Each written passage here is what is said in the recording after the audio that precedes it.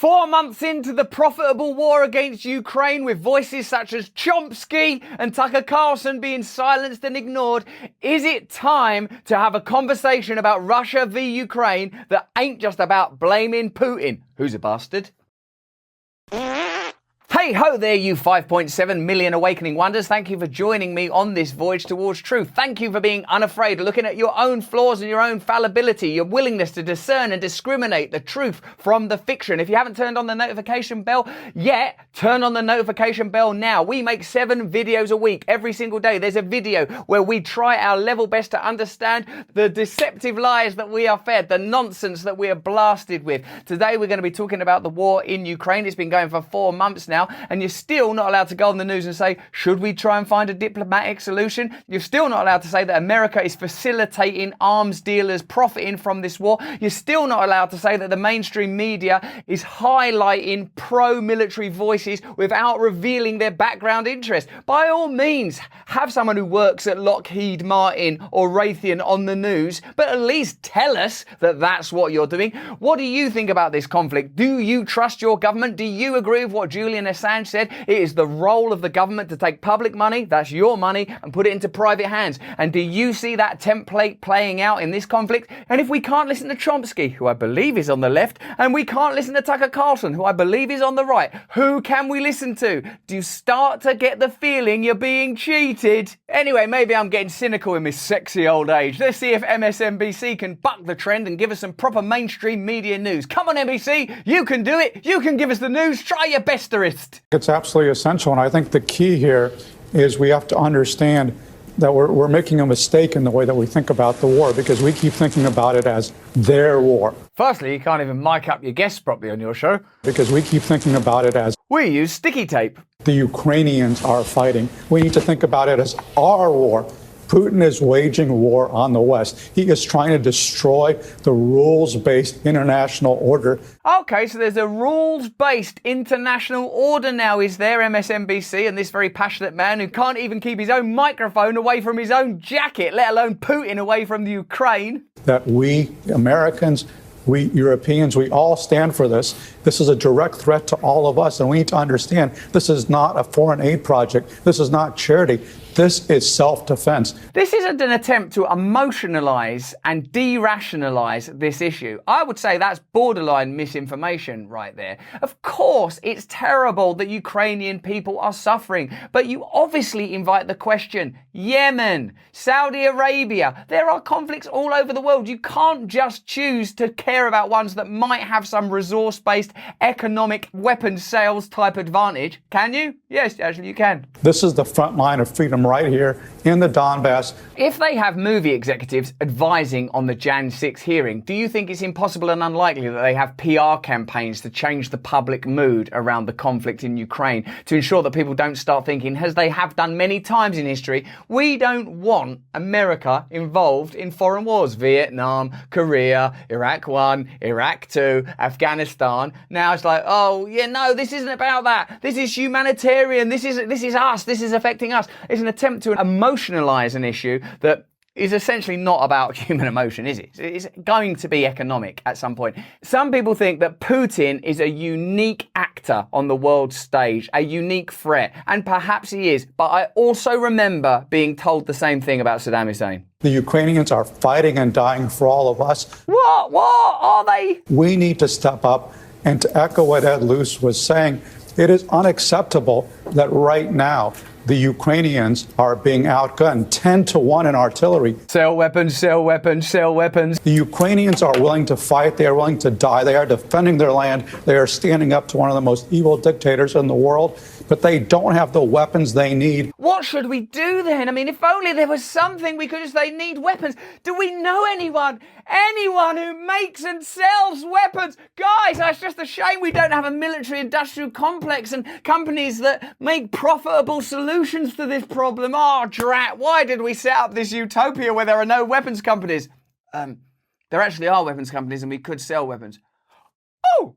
To get the job done. They have just enough to prevent a Russian victory, but they don't have enough to defeat the Russians, to win for Ukraine. I'm not denying that Putin is a psychopath and a lunatic. I'm just saying I don't think that the world is one big soap opera. I think the world is one big globalist economy. And that is unacceptable. All of us need to step up. The Europeans in particular, as Joe suggested, because they are doing less than we are. But we need to step up, too. We're not providing Gray Eagle drones that the Ukrainians need. We're not providing as many multiple launch rocket systems as they need. And this might as well be the shopping channel now. They might as well have missiles coming up and their prices on there. How is this not being critiqued properly? How is this not being observed? How stupid do they think that you are? How stupid do they think that I am that we can't see this? All of us collectively can be and should be doing more because we need to understand this is our fight. This is from Katrina Vanden Heuvel writing in The Nation. As Russia's illegal and brutal assault enters its 4th month, the impact on Europe, the global south and the world is already profound. We are witnessing the emergence of a new political, military world order. Food scarcity and other resource demands are pushing prices upward and causing widespread global hunger, and the worldwide refugee crisis, with more international refugees and internally displaced people than at any time since the end of World War II, poses a massive challenge. Furthermore, the more protracted the war in Ukraine, the greater risk of a nuclear accident or incident. No small matter there. And with Biden's administration strategy to weaken Russia with a scale of weapons shipments, including anti-ship missiles and revelations of US intelligence assistance to Ukraine, it's clear that the United States and NATO are in a proxy war with Russia. Right, okay, so that's what's happening. Shouldn't the ramifications, perils and multifaceted costs of this proxy war be a central topic of media coverage as well as informed analysis, discussion and debate? Yet what we have in the media and political establishment is for the most part a one-sided, even non-existent public discussion and debate. It's as if we live with what journalist Matt Taibbi has dubbed an intellectual no-fly zone. While we showcase dudes like that making impassioned, almost hysterical pleas to sell weapons that would be profitable to resolve this conflict, why are we not seeing Noam Chomsky? Why are we demonizing Tucker Carlson? Why are we continually creating more and more polarizing and polarized opinions in the cultural space when effectively we've known for a long time that America has been a divided nation since its inception? We know that already. We have to recognize that something as complicated as a pandemic or a war requires the inclusion of opinions from a variety of sources. Opposing opinions are an absolute necessity in a democracy, and in fact they're part of its essence. Excluding those opinions and conveniently showcasing weapons sales does not seem to me to be an example of democracy at its finest. Those who have departed from the orthodox line on Ukraine are regularly excluded from or marginalised, certainly rarely seen on big corporate media. The result is that alternative and countervailing views and voices seem non-existent. Wouldn't it be healthy to have more diversity of views, history and context rather than confirmation bias? Diversity and inclusivity. How often do you hear those words? And I believe that's the right thing, that whoever you are, however you identify, you should be part of the conversation of America. And that should include diversity of opinions, diversity of views, the ability to oppose the hegemony in all spaces they operate, particularly mainstream media, in support of this war. Those who speak of history and offer context about the West's precipitating role in the Ukraine tragedy are not excusing Russia's criminal attack. Yes, let me reiterate that myself. It's a measure of such thinking and the rhetorical or intellectual no-fly zone that prominent figures such as Noam Chomsky, University of Chicago professor John Mearsheimer, and former US Ambassador Chaz Freeman, among others, have been demonized or slurred for raising cogent arguments and providing much-needed context and history to explain the background of the war. When you exclude opposing opinions, that doesn't make me think, oh, you're so right that you don't even need to hear the opinions. It makes me think, I don't trust you. In our fragile democracy, the cost of dissent is comparatively low. Why then aren't more individuals at think tanks or in academia, media or politics challenging the orthodox US political media narrative? Is it not worth asking whether sending ever more weapons to the Ukrainians is the wisest course? Is it too much to ask for more questioning and discussion about how best to diminish the danger of nuclear conflict? That seems to me to be a valuable conversation to have. Of course, it's terrible and tragic that Ukrainian people are suffering and fighting right now.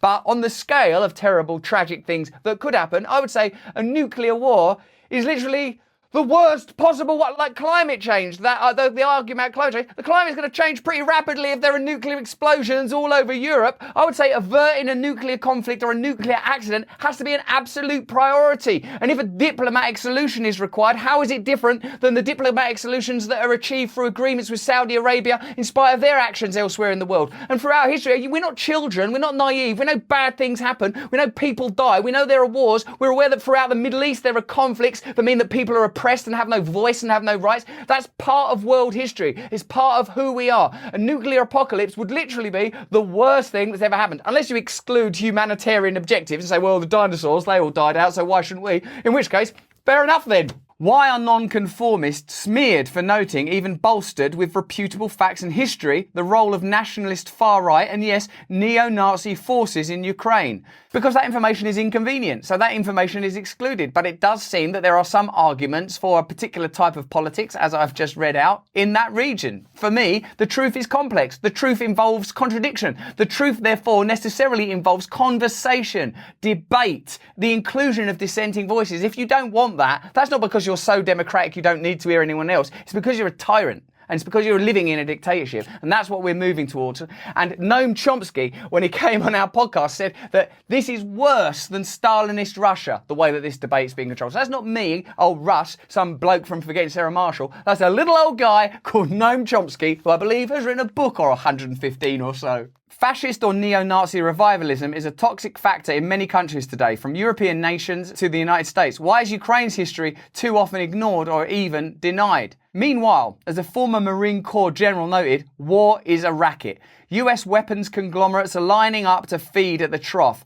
Before the war ends, many Ukrainians and Russians will die, while Raytheon, Lockheed Martin and Northrop Grumman make fortunes. Again, like the pandemic caused chaos, devastation, suffering in your family, in your life. But for Pfizer, it was a pretty good thing. You may say they deserved it because of their ingenuity, buying up another company that had evolved a vaccine, the patents of which were unavailable to be used in African nations, for example. So I'm not saying that anything shady went on. I'm just saying it worked out well for Pfizer. Well, also, by crazy coincidence, this war works out really well for Lockheed Martin and Raytheon. But companies like Raytheon, Lockheed Martin, Pfizer, they don't spend any money lobbying or influencing governments or anything. And certainly you wouldn't be able to find any Congress people that own shares in those companies because, you know, if that were true, then I suppose you'd have to include that in the conversation, wouldn't you? Would you? Would you? At the same time, network and cable news is replete with pundits and experts, or more accurately, military officials turned consultants whose current jobs and clients are not disclosed to viewers. Why not? Why not? Oh, you thought that my allegiance with Lockheed Martin meant that I would advocate for prolonging the conflict in Ukraine. I was prolonging that conflict in Ukraine for your birthday party. What is barely reflected on our TVs or internet screens or in Congress are alternate views, voices of restraint who disagree with a tendency to see compromise in negotiations as appeasement, who seek persistent and tough diplomacy to attain an effective ceasefire and a negotiated resolution. One designed to ensure that Ukraine emerges as a sovereign, independent, reconstructed and prosperous country. Do you remember like in the First World War, like conscientious objectors, people said, I'm fighting this war, I'm not into it, I'm against violence. They were like shamed and actually shot dead. Then years later we went, hang on a minute, they were making a brave stand against what they thought was a war that they just didn't agree with. Now we've gone right back round again. Where are we now? What is it we believe in? It's almost as if there are resources in the Ukraine that will become a valuable commodity in the advent of a successful conclusion to this conflict. But I'm sure if that was true, they'd be mentioning that, wouldn't they? Wouldn't they? Tell me how this ends, General David Petraeus asked Washington Post writer Rick Atkinson a few months into the nearly decade-long Iraq war. Bringing this current war to an end will demand new thinking and challenges to the orthodoxies of this time. As the venerable American journalist Walter Lippmann once observed, when all think alike, no one thinks very much. The Senate Armed Services Committee voted Thursday to tack an additional $45 billion onto the top of President Joe Biden's already massive military spending request, bringing the total proposed budget for the coming fiscal year to a staggering $857 billion, the largest defence budget that America has ever seen. It's bigger than it's ever been. And loads of you, like patriotic people that have service members in your family, will think, well, good, you should support the troops. And yeah, we certainly should support the troops. But the troops aren't Lockheed Martin and Raytheon, are they? The Pentagon have spent $14 trillion since 9/11. Up to half of it went to for-profit defense contractors. So it's not about the nation. It's not about the troops. It's not about the service. It might not even be about Ukrainian people. Do you really think that at Raytheon and Lockheed Martin and in government they sit around worrying themselves sick about Ukrainian folk in Kiev and how can we do what's best for them and get them out of the rubble? I'm not going to assume that everyone in politics is corrupt and repugnant and reprehensible human beings. I'm not going to assume that, because as a spiritual man, as a believer in God, I have to believe that there's goodness in everybody, and I want to believe there's goodness in everybody. But this system is corrupt. This exclusion of dissenting voices is wrong. This war is being fought definitely because Putin is a war criminal and has encroached on Ukrainian territory, but the exclusion of competing narratives does not make me feel more confident in US military industrial complex actions. It makes me feel less confident. It doesn't make me more confident in the media that drags out pundits that work for military industrial complex organizations. It makes me feel less confident. We need honest, open, uncensored conversation. We need, in essence, free speech. That used to be part of the American Constitution and it used to be considered important. But that's just what I think and what it says in the American Constitution. What do you think? Let me know in the comments below. Give us a thumbs up if you like the video. Turn on the notification bell. It's the only way we can be sure that you will know about our 7 videos a week, each one committed to truth, each one committed to challenging the kind of authority that you're sick of, that you've known is wrong for a long time. If you want to support us, then you've got to come along with us for this ride that you are carrying us on, this ride that you started us on, by the way. Please sign up to the mailing list, because we talk to you every week, tell you about live events and fantastic stuff we're doing that I need you to know about. If you enjoyed this video, watch either one of these cheeky little guys, and please, more important than any of that, stay free.